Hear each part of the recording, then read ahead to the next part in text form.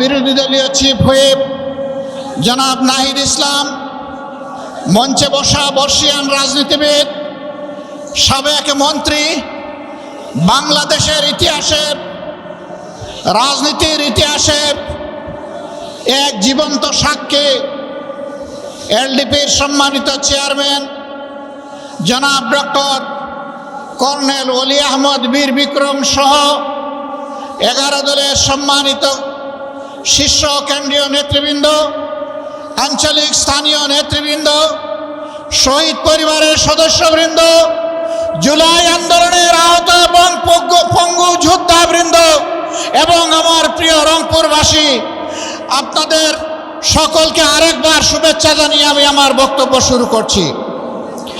একদিকে ভারী বর্ষণ, আরেকদিকে আজকের এই সমাবেশকে সফল করে তোলার আপনাদের সংগ্রামী প্রয়াস, আমি সশ্রদ্ধ চিত্তে আপনাদেরকে অভিনন্দন জানাই। আপনারা বৃষ্টির কারণে মাঠ ছেড়ে চলে যাননি, আর আপনাদের তরুণ নেতৃবৃন্দ তারা স্টেজ ছেড়ে আপনাদের সাথে মাঠে গিয়ে বসেছেন। আমি আপনাদের সবাইকে অভিনন্দন জানাই, কারণ আপনারা পারবেন। আপনাদের না পারার ইতিহাস নাই, আপনাদের ইতিহাস পারার ইতিহাস।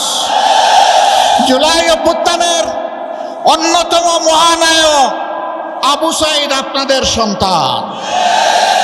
বৃষ্টি কিসের? গুলি বৃষ্টি কি তা সে পাত্তা দেয়নি। বুক পেতে দাঁড়িয়ে বলেছিল, বুকের ভিতরে তুমুল ঝড়, বুক পেতেছি গুলি কর। সেই রংপুরের মানুষ আপনারা। আমার সম্মানিত সহকর্মী রাজনৈতিক নেতৃবৃন্দ গুরুত্বপূর্ণ সব বিষয়ে কথা বলেছেন। আমি আরেকবার কিছু অঙ্গীকার ব্যক্ত করেই আমার কথা শেষ করব। নাম্বার 1, যে বৈষম্য দূর করে বাংলাদেশের পচা রাজনীতিকে বিদায় জানিয়ে নতুন বাংলাদেশ করার জন্য আমাদের সন্তানেরা লড়াই করেছিল। সেই নতুন বাংলাদেশ গড়ার জন্যই সংস্কারের উদ্দেশ্যে গণভোট হয়েছে। বাংলাদেশের একটা জায়গায় শুধু দাঁড়িয়ে বর্তমান প্রধানমন্ত্রী বলেছিলেন ভোট দিবেন দুটো, একটি আমার দলকে আর একটি গণভোটে হা। তিনি প্রথমটা রক্ষা করেছেন, দ্বিতীয়টা তিনি রক্ষা করেন নাই। আজকে আপনাদেরকে কথা দিচ্ছি, আমাদেরকে বিভিন্নভাবে এই গণভোট বাস্তবায়নের দাবি থেকে সরিয়ে নেওয়ার জন্য অনেক কথা বলা হচ্ছে। পরিষ্কার কথা, আমরা জাতির সাথে বেইমানি করতে পারবো না। জাতিকে আমরা কথা দিয়েছি, লড়াই আমরা করে যাব, গণভোট বাস্তবায়নে বাধ্য করব ইনশাআল্লাহ। এর থেকে এক চুল পরিমাণও আমরা সরব না। এই আবু সাইদের রক্তে ভেজা রংপুরে আরেকবার এই অঙ্গীকার ব্যক্ত করে গেলাম। আমাদের দ্বিতীয় কথা, তিস্তা অঞ্চলের মানুষের দুঃখ। আমরা নির্বাচনের আগে বলেছিলাম, আমরা নির্বাচিত হয়ে সরকার গঠনের সুযোগ পেলে তিস্তার বালুচরে কোদাল মেরে প্রথমেই বাংলাদেশের উন্নয়নের যাত্রা শুরু করব। দুঃখের বিষয়, তিস্তা নিয়ে বর্তমান সরকারি দল অনেক ভালো ভালো কথা বলছে, আর নির্বাচনের আগে জাগো বাহে তিস্তা বাঁচাও এই আন্দোলন করেছে, কিন্তু তিস্তা নিয়ে এই বাজেটে 10 টাকারও কোনো অ্যালোকেশন নেই। আমরা আর কথার ফুলঝুড়ি শুনতে চাই না, দেখতে চাই না, আমরা বাস্তব পদক্ষেপ দেখতে চাই। এই সরকার যদি ব্যর্থ হয়, আগামীতে ইনশাআল্লাহ আপনাদের সহযোগিতা, দোয়া, ভালোবাসা, সমর্থন, ভোটে নির্বাচিত হয়ে 11 দল সরকার গঠন করে সেই দাবি বাস্তবায়ন করবে ইনশাআল্লাহ। বিস্তীর্ণ এলাকা জুড়ে সীমান্তে সুড়সুড়ি দিচ্ছে প্রতিবেশী ভারত। সরকার মুখে কুলু পেটে বসে আছে। আমরা প্রতিবাদ করছি, জনগণ প্রতিবাদ করছে। শুধু প্রতিবাদ করছে না, প্রতিরোধ করার জন্য বিজিবির সৈনিকদের সাথে সমান তালে জনগণ লড়াই করে যাচ্ছে। আমরা এই সংগ্রামী বীরদেরকে অভিনন্দন জানাই। সরকারের মুখ থেকে এই ব্যাপারে এখন পর্যন্ত একটা শব্দ আসে নাই। কার বয়ে, কাকে খুশি করার জন্য, কোন দেশের শাসক আপনারা? বাংলাদেশের জনগণের নারীর পালস বোঝার চেষ্টা করুন। জনগণের অভিপ্রায় আকাঙ্ক্ষার বিরুদ্ধে মেহরবানি করে অবস্থান নেবেন না। নেলে কি হয়, সম্প্রতি ইতিহাস থেকে সবারই সবক গ্রহণ করা উচিত। অতএব সাফ কথা, তিস্তার ব্যাপারে কোনো ধানাই পানাই বুঝি না। তিস্তা প্রজেক্ট বাস্তবায়ন করতে হবে। বলেছিলাম আমরা নির্বাচিত হলে, আল্লাহ তাআলা সুযোগ দিলে, আমরা রংপুর বিভাগকে বানাবো কৃষির রাজধানী। সেই রাজধানীর কথা বর্তমান সরকার ও সংসদে বলছে, কিন্তু রাজধানীকে ভিক্ষা দিলে রাজধানী বনবে না। রাজধানীকে নিয়ে মহাপরিকল্পনা করতে হবে। এখানে এসে শুনতে পেলাম দুঃখের বিষয়, কৃষক কষ্ট করে ঘাম জড়িয়ে ফসল ফলায়, এই অঞ্চলে বিপুল পরিমাণ আলু উৎপাদন হয়। এখন হিমাগারে রাখতে গেলে বস্তা প্রতি 600 টাকা তাদেরকে দিতে হচ্ছে। এটা অন্যায়, এটা জুলুম, এটা বন্ধ করতে হবে এবং ন্যায্য দামেই সেখানে রাখার ব্যবস্থা করতে হবে। শুধু এটি নয়, আরো যত জিনিস এখানে উৎপাদন হয় তার ন্যায্য মূল্য প্রাপ্তি কৃষককে নিশ্চিত করতে হবে। সম্মানিত ভাইয়েরা, বাজারে দ্রব্যমূল্যে জনগণ অস্থির।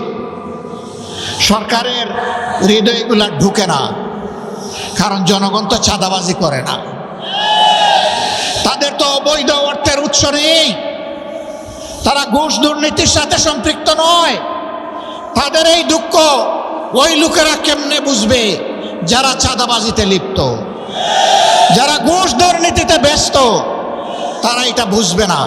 আমাদের স্পষ্ট অঙ্গীকার, ইনশাআল্লাহ সব দুর্নীতিবাজরা এক হয়ে ইঞ্জিনিয়ারিং করে আমাদেরকে হারিয়ে দিয়েছে কয়বার। গগু তুমি দান খাও বারবার, তোরা পড়বা একবার, ইনশাআল্লাহ। আগামীতে এই সুযোগ আর দিবে না জনগণ। তখন ন্যায় ইনসাফের ভিত্তির উপরে 11 দল একটি সরকার গঠন করবে ইনশাআল্লাহ। যেই দেশে চাঁদাবাজ তো দূরের কথা, তাদের ছায়াও সহ্য করা হবে না। দুর্নীতি করার প্রয়োজন কারো হবে না। সম্মানজনকভাবে সবাই বাঁচতে পারবে। এরপরে লোভের বশবর্তী হয়ে কেউ দুর্নীতি করলে তাকে ছেড়ে কথা বলা হবে না। প্রধানমন্ত্রী হলেও না, তাকেও বিচারের মুখোমুখি করা হবে। সম্মানিত ভাইয়েরা, এ দেশ আমাদের, আল্লাহর রক্ষাকর্তা। আমরা যতদিন বেঁচে থাকব, দেশের 1 ইঞ্চি জমি তো দূরের কথা, একটা বালুর উপরেও কাউকে কর্তৃত্ব করতে দেব না। যারা হুমকি ধমকি দিচ্ছে তাদেরকে বলি, আপনারা এইভাবে বাংলাদেশকে বিবেচনা করবেন না। ডক্টর কর্নেল অলি আহমদ বীর বিক্রম বলেছেন, আমাদের সৈন্য 2 লাখ 2.5 লাখ নয়, আমাদের 1 কোটির বেশি। আমি বলবো, এই দেশে জন্ম নেওয়া প্রত্যেকটা নারী পুরুষই আমাদের সৈনিক।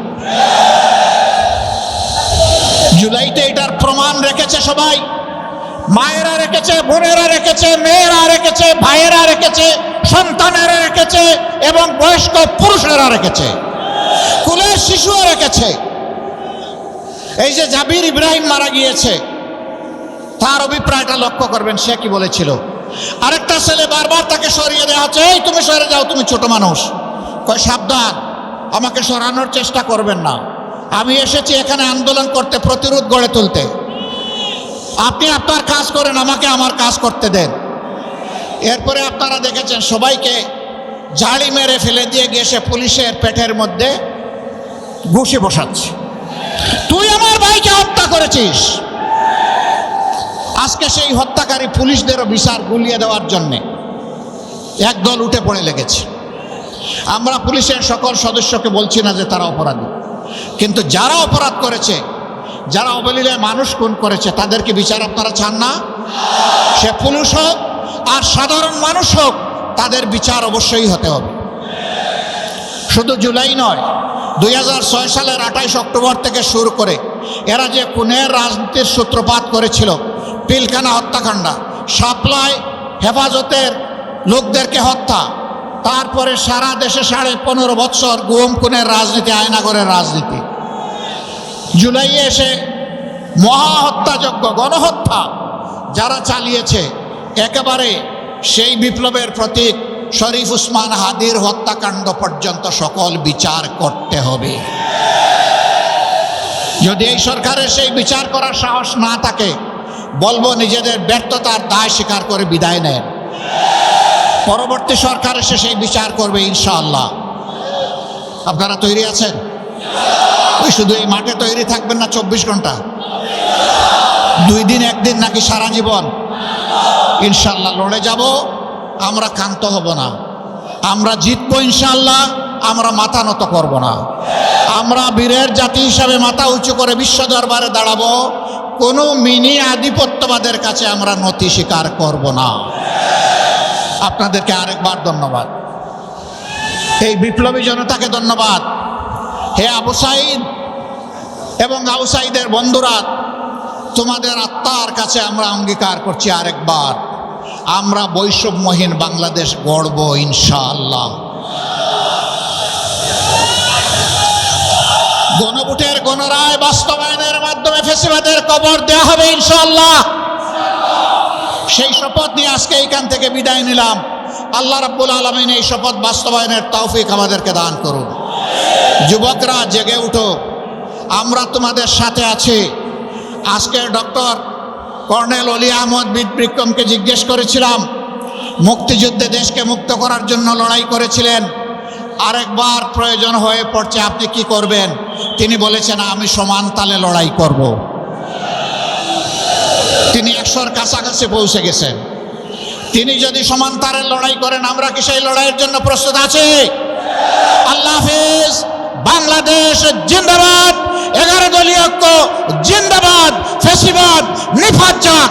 আসসালামু আলাইকুম ওয়া রাহমাতুল্লাহ।